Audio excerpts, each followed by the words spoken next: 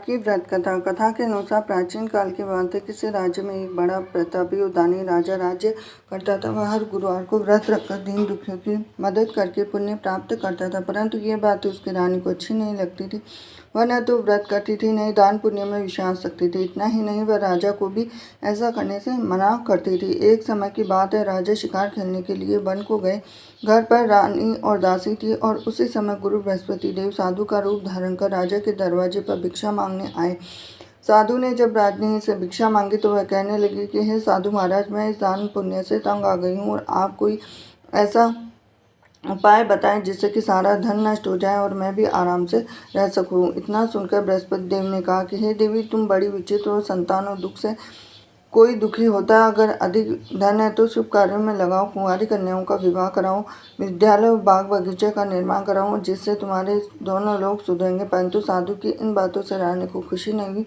उसने कहा कि मुझे ऐसे धन की आवश्यकता नहीं जिसे मैं दान दूँ और जिससे संभालने में मेरा सारा समय नष्ट हो जाए। तब साधु ने कहा कि अगर तुम्हारी ऐसी इच्छा है तो मैं जैसा कहूँ तुम्हें बताता हूँ वैसा ही करना। गुरुवार के दिन तुम घर को गोबर से लीपना, अपने बालों को पीली मिट्टी से धोना, राजा से हजामत बनाने को कहना, भोजन में मांस मदिरा का प्रयोग करना, कपड़े धोबी के यहाँ धुलने देना। इस प्रकार 7 बृहस्पतिवार करने से तुम्हारा समस्त धन नष्ट हो जाएगा। इतना कहकर साधु के रूप में बृहस्पति देव अंतर्धान हो गए। साधु के अनुसार कई बातों को पूरा करने पर रानी को केवल 3 बृहस्पतिवार ही बीते थे कि उसकी समस्त धन संपत्ति नष्ट हो गए। भोजन के लिए राजा को परिवार तरसने लगा। तब एक दिन रानी ने राजा से कहा कि हे रानी, तुम यहीं रहो, मैं दूसरे देश को जाता हूँ तो क्योंकि यहाँ तो सभी लोग मुझे जानते हैं, मैं कोई छोटा कार्य नहीं कर सकता। ऐसा कहकर राजा दूसरे देश चला गया और वह जंगल से लकड़ी काट कर लाता, शहर में बेचा और इस तरह वह अपना जीवन व्यतीत करने लगा। इधर राजा के परदेश जाते ही रानी और दासी दुखी रहने लगे।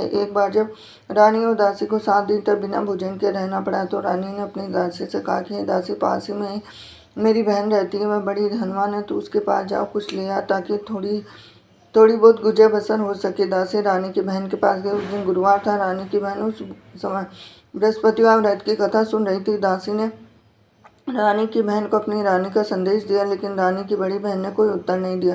जब दासी को रानी की बहन से कोई उत्तर नहीं मिला तो वह दुखी हुई और उससे क्रोध भी आया। दासी ने वापस आकर रानी को सारी बात बता दी। ये सुनकर रानी ने अपने भाग्य को कोसा। उधर रानी की बहन ने सोचा कि मेरी बहन की दासी आई थी, परंतु मैं उससे नहीं बोली। इससे वह बहुत दुखी हुई और कथा सुनकर पूजा समाप्त करके वह अपनी बहन के घर आई और कहने लगी कि हे बहन, मैं बृहस्पतिवार का व्रत कर रही थी।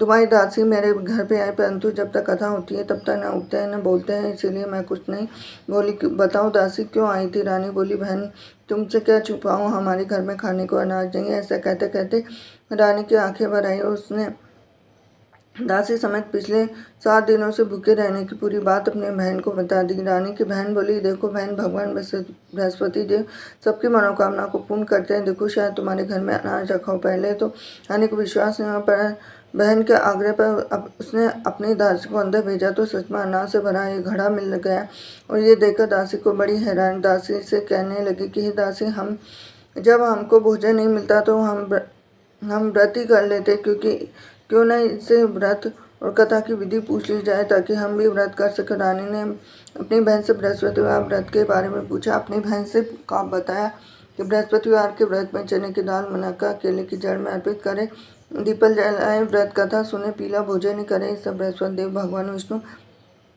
प्रसन्न होते हुए व्रत पूजा की विधि बताकर रानी की बहन अपने घर को लौट आई। 7 दिन के बाद जब गुरुवार आया तो रानी और दासी ने व्रत वह घुड़सवार में जाकर चना और गुड़ लेकर आई। फिर उसे केले की तथा विष्णु भगवान की पूजा की। तब पीला भोजन की चिंता को लेकर दोनों बहुत दुखी हुई। चूंकि उन्होंने व्रत रखा था इसलिए बृहस्पति देव उनसे प्रसन्न थे। एक साधारण व्यक्ति का रूप धारण कर 2 थालों में पीला भोजन दासी को दे गए। भोजन पाकर दासी प्रसन्न हुई और रानी के साथ मिलकर भोजन ग्रहण किया।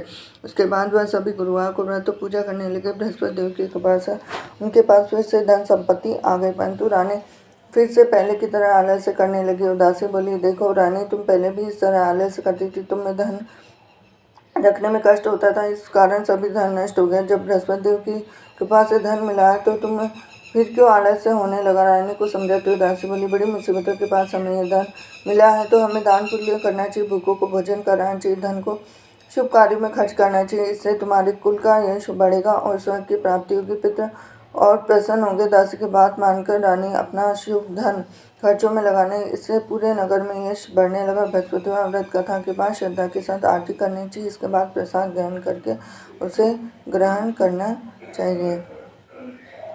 हरे कृष्णा।